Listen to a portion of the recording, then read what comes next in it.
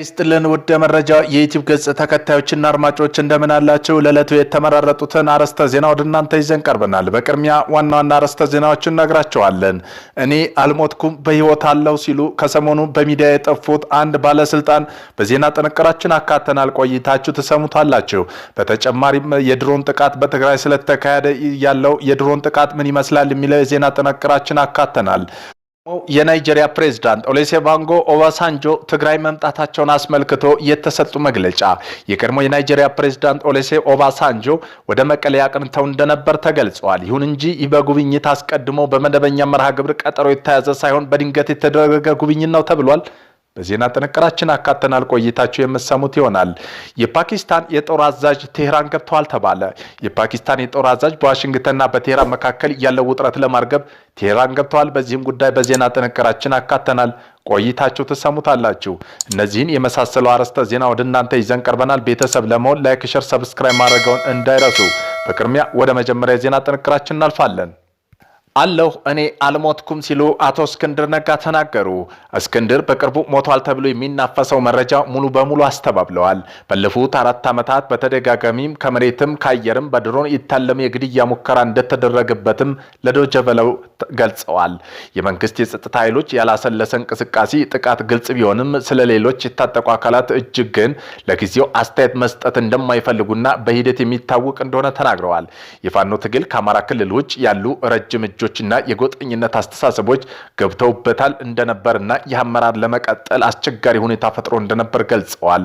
የፋኖና የሌሎች አማጽያን ጥምረት የተቋቋመው የጊዜያዊ ሽግግር አመራር በምደባ እንደነበር ጠቅሶ ይህ ደም እየፈሰሰ ባለበት ሁኔታ ውስጥ ማንኛውም ውሳኔና ድርድር የአባላትና የህዝብ ቀጥተኛ ተሳትፎ ውሳኔ ማካተት እንዳለበት አጽንኦት ሰጥተው ገልጸውታል። በትግራይ ክልል በምስራቅ ዞን አጽቢያ ወረዳ በፈለገ ወይን ጣቢያ መብራሃቶ በሚባል ቀጠና ልዩ ስም በሊጋ በተባለ ስፍራ በሚገኘው የሱር ኮንስትራክሽን ካምፕ ላይ ዛሬ ሌሊት ነሐሴ 19 አጥቢያ 7 ሰዓት ተኩል አካባቢ የድሮን ጥቃት ተፈጽሟል። ጥቃቱ የተፈጸመው በሱር ኮንስትራክሽን ካምፕ ላይ ሲሆን በካምፕ ውስጥ የጦር መሳሪያ ክምችት መኖሩ ተዘግቧል። የቀድሞው የናይጄሪያ ፕሬዝዳንት ኦሉሴጉን ኦባሳንጆ ወደ ትግራይ መምጣታቸውን አስመልክተው የወጡ መረጃዎች የትግራይ መንግስት ፕሬዝዳንት ግን አስቀድሞ የያዙት መርሃ ግብር አቋርጠው ከሳቸው ጋር ተገናኝተው ተወያይተዋል ተብሏል። በዚህ ውይይት የትግራይ አመራር ባለፉት ሰኔ 22 2018 ዓ.ም በተደረገው መግባባት ላይ ውይይት መሰረት ትርጉም ያለው ክትትልና ቁጥጥር ባለመደረጉ ደስተኛ እንዳልሆኑና ሁኔታ ወደ ከፋ ውጥረት እንዳመራ ለፕሬዝዳንቱ አብራርተዋል። ከዚህም በመነሳት ከፌዴራል መንግስት ጋር ውይይት ሊጀምር ከሆነ የሚከተሉት ጉዳይ መመለስና መሰረታዊ ቁልፍ እንደሆነ አጽንኦት ሰጥተዋል። የኢኮኖሚ ማዕቀብ እገዳ መነሳት፣ ወታደራዊ ከበባ ማቆምና የተፈጠረው ውጥረት ማርገብ፣ የትግራይ ሉዓላዊ ግዛት ወደ መደበኛ ሁኔታ መመለስና ተፈናቃዮች ደህንነታቸው ክብራቸው በተጠበቀ መንገድ መመለስ፣ ህዝባዊ ወያኔ ሓርነት ትግራይ ህወሓት ፖለቲካ ህጋዊ ማንነት መመለስ። ከዚህ በመነሳት በትግራይ መንግስት በኩል እየተከሰተ የሚገኘው ውጥረት መባባስ እንዲሁም ጊዜ የማይሰጥ ሁኔታ ሊፈታ የሚችል ትርጉም ያለው ክትትልና ውይይት እየተደረገ አይደለም የሚል እምነት እንኳ ቢኖር የቀድሞው ፕሬዝዳንት ኦሉሴጉን ኦባሳንጆ ግን ከፌዴራል መንግስት ጋር ተወያይቼ የሚቀጥሉ 1 እና 2 ሳምንት መለሳለሁ ብለዋል። ይሁን እንጂ ከትናንትና ውይይት ለመረዳት እንደተቻለው በሚያዝያው መልኩ በብልጽግና መንግስት በተጠቀሱ መሰረታዊ ጉዳይ ተጨባጭ እውነተኛ ማሻሻያ እንደሌሉ ነው የታየው። ስለሆነም የትግራይ መንግስት ባለፉት 4 ዓመታት የነበረው ያልተሳካና ተጨባጭ ያልሆነ ሂደት፣ ተደጋጋሚ ውይይቶች፣ የማይፈጸሙ ቃል ኪዳኖች በመሬት ላይ ሁኔታው ከመጥፎ ወደ ባሰ እየተለወጠ የሚሄድበት አካሄድ እንደገና ለመርገብ ምንም አይነት የፖለቲካ ፍላጎት እንደሌለው ግልጽ ማድረግን ይፈልጋል። ስለሆነም የትግራይ መንግስት ለትግራይ ህዝብና ሉዓላዊነት ማህበረሰብን ትርጉም ያለው ታማኝና ግልጽ ተጨባጭ የጊዜ ገደብ የተቀመጠለትን እንዲሁም ዋና ግፊት መፈጠር የሚችሉ ዓለም አቀፋዊ አጋሮች የሚደግፍ የሰላም ውይይት በማድረግ ዝግጁ መሆኑን ተደጋጋሚ ያረጋግጠዋል። ስለዚህ ቅንነት ያለው መፍትሄ የሚያመጣ የውይይት ሂደት ማካሄድ ፍላጎት ካለው የብልጽግና መንግስት ተከታታይ ትንኮሳ የሚያቆም የሚገታ እንዲሁም ሆን ተብሎ በትግራይ ህዝብ ላይ የተጣሉን ኢኮኖሚ ሆነ ሌሎች እገዳዎች ከበባ እንዲነሱ ማድረግ እንዳለበት የትግራይ መንግስት ተደጋጋሚ ገልጿል። በዚህ መሰረት ሰላምና መረጋጋት ተጨባጭ ባልሆነ ቃል ኪዳን ቅደም ተከተል ባልተወሰነላቸው ሂደቶች ሊረጋገጥ አይችልም። ትክክለኛና እውነተኛ ቀጣይነት ያለው ግንኙነት ውይይት የሁለንተናዊ ተዋናዮች ተሳትፎ ይጠይቃል።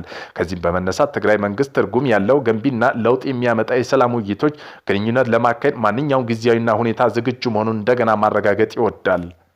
በደቡብ ሱዳን ሁለት ኢትዮጵያ የሰላም አስከባሪ ኃይሎች ተገደሉ። በደቡብ ሱዳን በተሰማራው የተባበሩት መንግስታት የሰላም ማስከበር ተልዕኮ አባላት የሆኑት ሁለት ኢትዮጵያ የሰላም አስከባሪ ሰኞ ማዕከላዊ ጆግሌን ግዛት የቅኝት ስራ በማካሄድ ላይ በነበሩት ማንነታቸው ባልታወቁ አካላት በተሰነዘረባቸው ድንገተኛ ጥቃት መገደላቸውን የተባበሩት መንግስታት ድርጅት መግለጫ አውጥቷል። ዩኒሜስ ወይም ጁሌንጋ ግዛት ውስጥ ጃቱን በማቅናት ላይ በነበረ የቅኝ ቡድን በማንነታቸው ባልታወቁ ታጣቂ አካላት በተሰነዘረ ድንገተኛ ጥቃት በጽኑ ኮንነዋል። በጥቃቱ 3 የሰላም ባሪ ሁለት የደቡብ ሱዳን ፖሊሶች ሁለት ሲቪል ሰራተኞች ጨምሮ በርካታ ሰዎች ቆስለዋል። ዩኤምኤስ ኃላፊ አኒ ኪንጋ ሆይ በደቡብ ሱዳን ሰላም ማስፈን የሚሰሩ የዩኤን ሚስ አባላት ላይ የሚፈጸም ጥቃት ፍጹም ተቀባይነት የላቸውም ብለዋል። የተባበሩት መንግስታት ድርጅት የደቡብ ሱዳን ተልዕኮ 2003 የተቋቋመ ወዲህ 160 በላይ ዩኤስ ሚስ አባላት ህይወታቸውን ማጣታቸው የቅርብ ጊዜ የተባበሩት መንግስታት ድርጅት መረጃ ያሳያል። የፓኪስታን የጦር አዛዥ ቴህራን ገብተዋል ተብሏል። የፓኪስታን የጦር አዛዥ በዋሽንግተንና በቴህራን መካከል ያለው ውጥረት ለማርገብ ቴህራን ገብተዋል። የፓኪስታን ጦር አዛዥ ጠቅላይ ኤታማዦር ሹም አዛዥ ደህንነት መሪ ፊልድ ማርሻል አሲም ሙኒር ከፍተኛ የኢራን ባለስልጣን ጋር ለመወያየት ወደ ቴህራን እንዳቀኑ የኢራን የውጭ ጉዳይ ሚኒስትር አስታውቀዋል።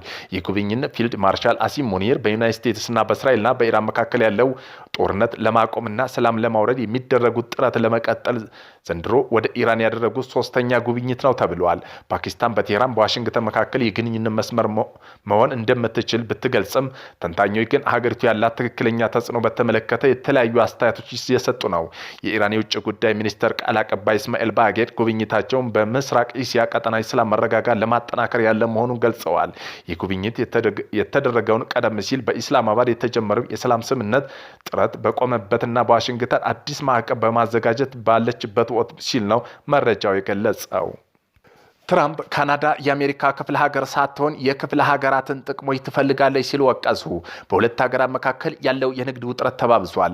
የአሜሪካው ፕሬዝዳንት ዶናልድ ትራምፕ እሁድ ዕለት በካናዳ ላይ ጠንካራ ወቀሳ ያቀረቡ ሲሆን ሀገሪቱ የአሜሪካን ክፍለ ሀገር ሳትሆን የክፍለ ሀገርነት ጥቅሞችን ትፈልጋለች ብለዋል። ይህ አስተያየት የተሰጠው የካናዳው ጠቅላይ ሚኒስትር ማርክ ካኒ የተሰናከለውን የንግድ ድርድር ተከትሎ የአሜሪካ ምርቶች ላይ ያጸፋ ታሪፍ እንደሚጥሱ ካስታወቁ በኋላ ነው።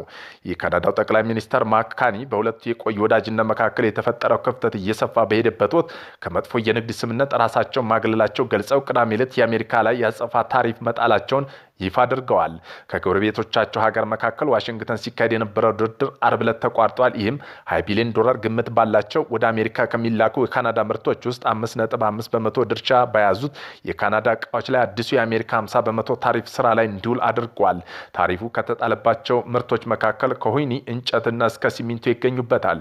ጥቃት ቢሰነዘርብህ በጦርነት ውስጥ ነህ ማለት ነው፣ እኛም ጥቃት ተሰንዝሮብናል ሲሉ ካኒ ተናግረዋል። ትራምፕ በማህበራዊ ገጻቸው ትሩዝ ሶሻል ላይ ባሰፈሩት መልእክት ለብዙ ዓመታት በታላቅ ገበሬዎች ላይ ከፍተኛ ታሪፍ ሲያስከፍሉ ቆይተው ከእንግዲህ ይህ ይበቃል ብለዋል።